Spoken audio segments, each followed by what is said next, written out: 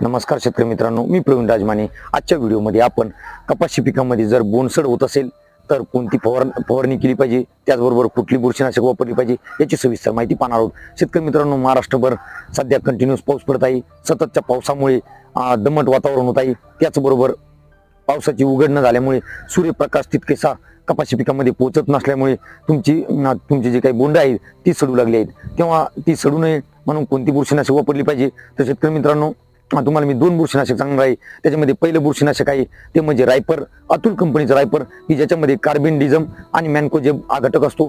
त्याने तुमचे जे काही बुरशीजन्य रोग आहेत ते सुद्धा कंट्रोल होतात। त्याचबरोबर इंडोफिल कंपनीचा अवतार हे दुसरं बुरशीनाशक आहे। त्याच्यामध्ये जिनेब आणि हेक्झाकोनोझोल हा घटक असतो। शेतकरी मित्रांनो, याचं प्रमाण वापरायचं आहे 40 ग्रॅम प्रति 15 लिटर पंप, आणि याची तुम्ही फवारणी घेऊ शकता। ही फवारणी घेतल्यानंतर तुमचं काही प्रमाणात बोंडसड हे रोखू शकतो आणि तुमचं कपाशी पीक हे सुरक्षित राहू शकतं। शेतकरी